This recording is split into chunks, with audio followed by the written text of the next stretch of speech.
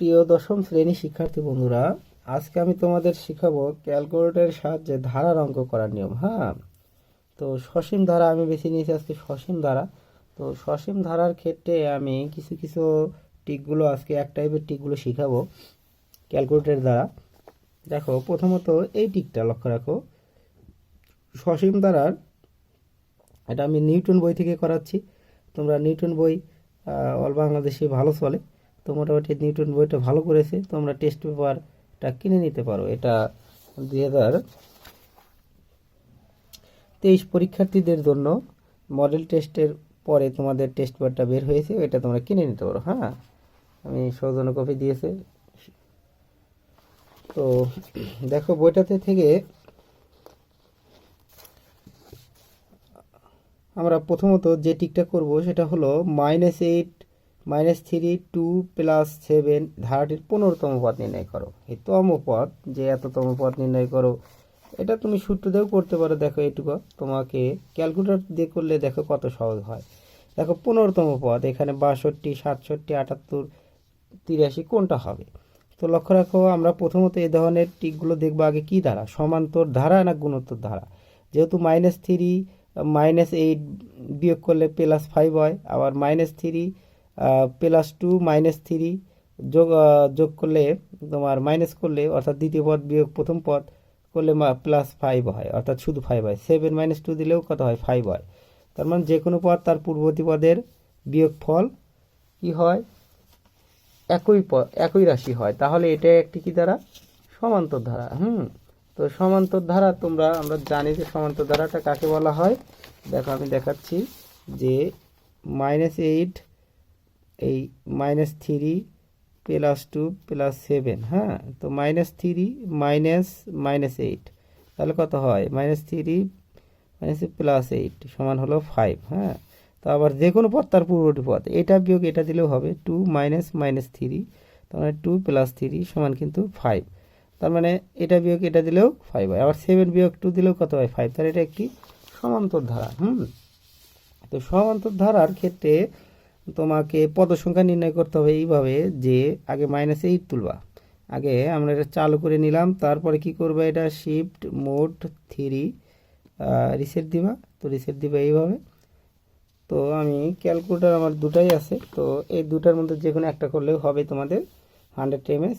এটা 2 নম্বর ক্যালকুলেটর, এটা 1 নম্বর ক্যালকুলেটর। হ্যাঁ, এটা একটু দামি, এটা একটু কম দামি। হ্যাঁ, তো এখানে তুমি প্রথমত দেওয়া আছে কত? -8। তুমি -8 তুলবা, -8 তুলছো। হ্যাঁ, তারপরে এটা যেহেতু সমান্তর, এটা ধারা সমান দিবা। ধরো -8 সমান দিবা, দিয়ে তুমি কি করবা? এখানে সমান্তর ধারার কত কম বেশি আছে? দেখো, 5 কম বেশি আছে। তো এটা যেহেতু সমান্তর ধারা হলে প্লাস, আর গুণন্তর ধারা হলে গুণন দিবা।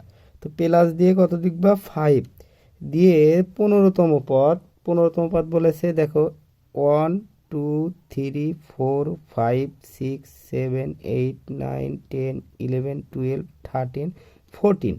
তুমি 14 পর্যন্ত যাবে, অর্থাৎ 15 থাকলে 14 পর্যন্ত যাবা। তো 15তম পদ হলো 62। এই আমাদের দেখো কয় আনসার।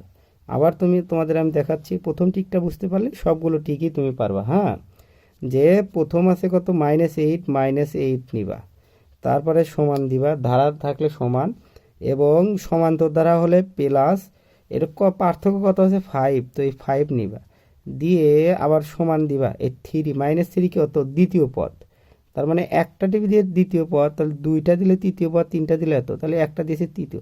1 2 3 4 5 6 7 8 9 10 11 12 13 এই 14, তার মানে 15তম পদ। তার মানে 15তম পদ কত? 62। হয়তো তোমরা বুঝতে পেরেছো।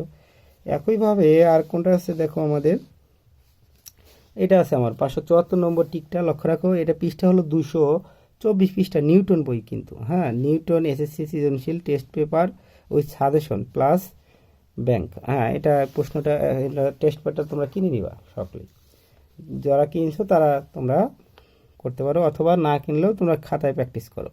তো এটা আমরা আবার 2 4 6 ধারাটির দশম পদ কত? হ্যাঁ, তাহলে এটা দেখা যাচ্ছে এটা সমান্তর দ্বারা 4 - 2 2 6 - 4 2, তার মানে সবগুলো বিয়োগফল হলো 2, অর্থাৎ এটা সমান্তর দ্বারা।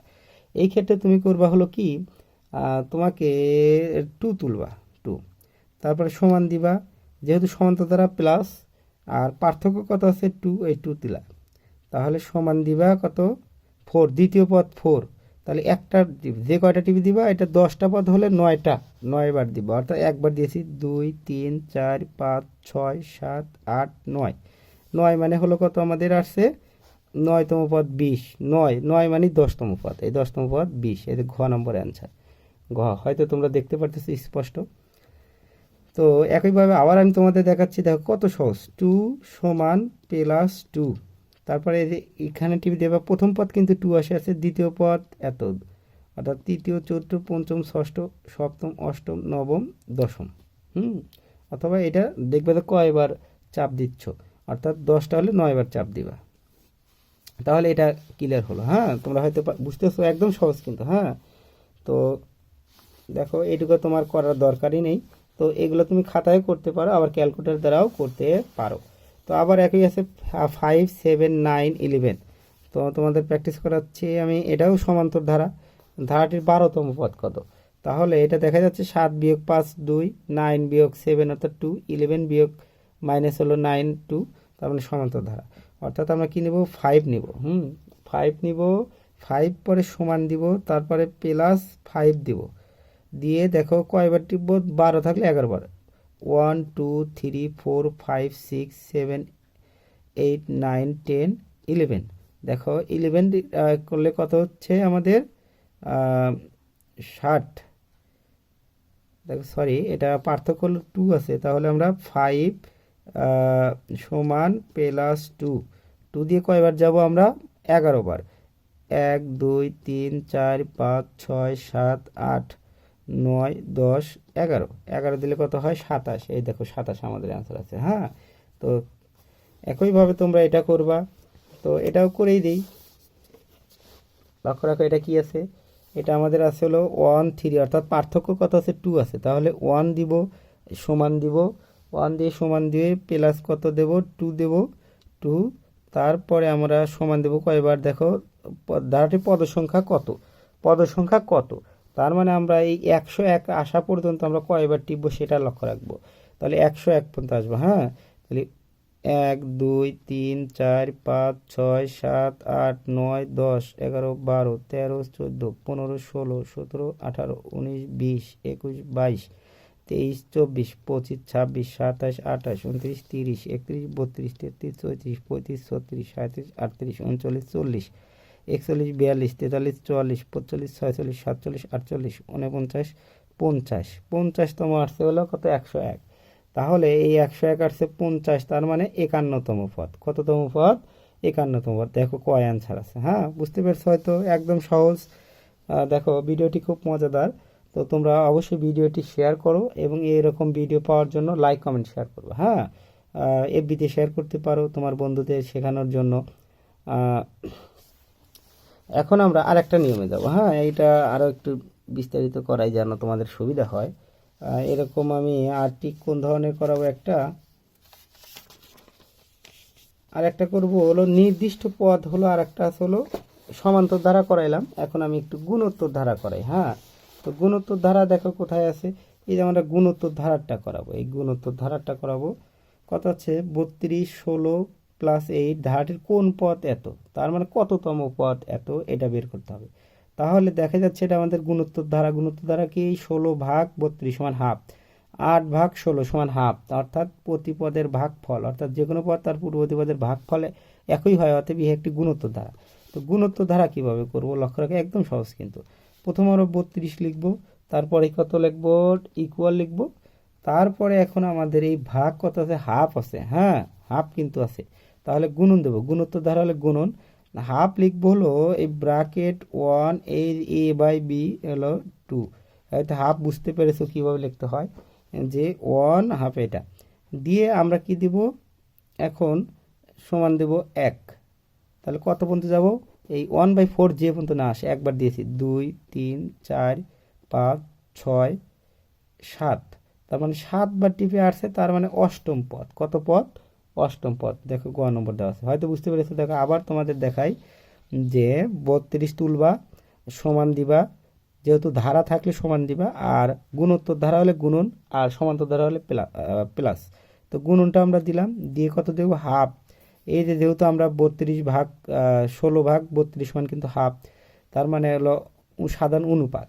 তো হাফ লিখতে গেলে আমরা ব্র্যাকেট দিব, তারপরে 1, এই যে এ বি বাই সি এটা দিব, তারপরে 2 দিব, ব্র্যাকেট দিব, তারপরে দেখো একবার টিপলাম 16, 2 3 4 5 6, এই 7বার দিলে 1/4 আসছে। তার মানে এই 7বার, তার মানে অষ্টম পদ হলো 1/4, তার মানে অষ্টম পদ। দেখো কত বড় অঙ্ক, তোমরা এত বড় করতে গেলে অনেক টাইম লাগবে, আর তোমরা 10 সেকেন্ডই লাগবে না তোমাদের করতে। দেখো একটা টিকে সময় থাকে হলো তোমাদের গড়ে 1 মিনিট। তো কিছু কিছু অঙ্ক আছে তোমাদের এটা করতে ধরো 2-3 মিনিট লেগে যাবে, সেই ক্ষেত্রে তুমি যদি ক্যালকুলেটর দিয়ে করো তাহলে তোমাকে 10 সেকেন্ডের ভিতর তুমি এটা পারতে পারো কিন্তু। একইভাবে দেখো, লক্ষ্য রাখো কোনটা, একইভাবে তোমাদের করাবো হলো এইটা, এই 626 নম্বর টিক।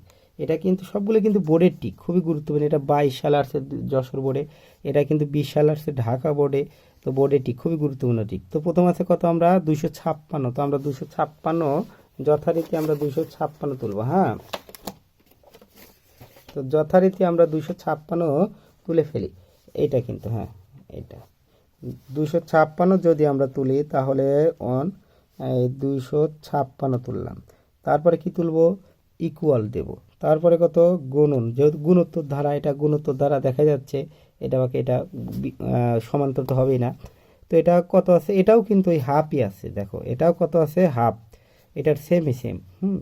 তো হাফ তুমি তুলবা কিভাবে, গুণনে ব্রাকেট 1, এই যে এ বাই বি বাই সি, এটা হলো স্ল্যাশ, তো 2 ভাগ এটা দিয়ে সমান দেবো, একবারে 2 বার 3 বার 4 বার 5 বার 6 7 8 9, এই 10, তাহলে 11তম পদ। তাহলে কততম পদ, 11তম পদ। হয়তো তোমরা বুঝতে পেরেছো। দেখো কি মজাদার অঙ্কর ধরন। তো খুব মনোযোগ দিয়ে দেখো, না টেনে, এবং প্র্যাকটিস করো। আর আমি একটা দেখিয়ে দিই, তাই তুমি এই ধরনের অঙ্ক যত আছে সবগুলো তুমি সলভ করতে পারবা। তারপরেও দেখি একটু বেশি করেই প্র্যাকটিস করাই। এই ধরনের অঙ্কগুলো খুবই ইম্পর্টেন্ট, যেহেতু অনেক বড়। দেখো কত বড় অঙ্ক, তুমি এইটা করতে গেলে 2 মিনিট 3 মিনিট লেগে যাবে। তো আবার একইভাবে 628 নম্বর টিকটা লক্ষ্য রাখো, 628 নম্বর হল 64। এই প্যাটার্নটি কিন্তু আসছে, ধারাটি অষ্টম পদ নির্ণয় করো। তার মানে অষ্টম বলেছে 7বার আমাদের সমান টিপব। তো লক্ষ্য রাখো আমরা কত দিব, প্রথমত 64 আছে, 64, তারপরে সমান দিব, তারপরে কি দেব, গুণন দেব। গুণন কত দেব, হাফ, দেখা যাচ্ছে এখানে হাফ, ব্রাকেট 1, এই যে এ বাই সি হলো, তারপরে হলো 2, ব্রাকেট, তারপরে 1 2 3 4 5 6 7, এই 7বার দিয়ে কত হয়েছে, তার মানে অষ্টম পদ। 7বার ইকুয়াল টু সাবসি, তার মানে অষ্টম পদ হয়ে গেছে। তো অষ্টম পদ আমাদের হাফ। তো এটার আনসার কত আছে, ক নম্বর হাফ। দেখো এটা কিন্তু আমাদের অনেক বড় টিক। তো এরকমভাবে আরও আছে, দেখো লক্ষ্য রাখো, এই যে এটাও আছে, দেখো 629 নম্বর টিকটা। এটা কিন্তু 2বার আসছে, ঢাকা বোর্ড 19, যশোর বোর্ড 17। দেখো একইটা রিভিশন করছে। এটা ধারাটির কোন পদ, 1024। তার মানে এটা দেখা যাচ্ছে যে 4 ভাগ 1, তার মানে 4, 16 ভাগ 4, তার মানে 4, তার মানে এটা গুণোত্তর ধারা। তাহলে প্রথম আছে 1, তারপরে আমরা কি লিখবো, সমান লিখবো, তারপরে গুণন লিখবো, তারপরে আমাদের গুণন কত আছে, সাধারণ অনুপাত আর, তো গুণন লিখবো হলো 4, তারপরে আমরা একটানা করব, কততম পদ বের হয়ে যাবে, 1 2 3 4 5। দেখো 5, তার মানে ষষ্ঠ পদ আমাদের হলো 1024, অর্থাৎ ষষ্ঠ পদ আমাদের 1024। খ নম্বরই দেখো অ্যান্সার দেওয়া আছে। দেখো কত সহজ অঙ্ক, মজাদার অঙ্ক, তোমরা এইভাবে ক্যালকুলেটারে করতে পারবা। এখন একটু একটু কঠিনটা দিয়ে দেই। যেমন কঠিনটা আছে 630, বেশি কঠিন না কিন্তু একদম সহজ। রুট কীভাবে করবে, রুটেরটা অনেকে এইটাই হতাশ হয়ে যাও যে কিভাবে, অনেকে নিয়মগুলো বোঝো না। দেখো ক্যালকুলেটারের মাধ্যমে কিভাবে তোমরা সহজভাবে এটা সমাধান করতে পারবা। তো দেখো আছে হলো কত, 1/√3। তাহলে আমরা 1 এ বি বাই সি দিব হলো কত, √3, √3 দিলাম। তাহলে তারপরে সমান চাপবো, সমান আসছে একটা দেখো সংখ্যা।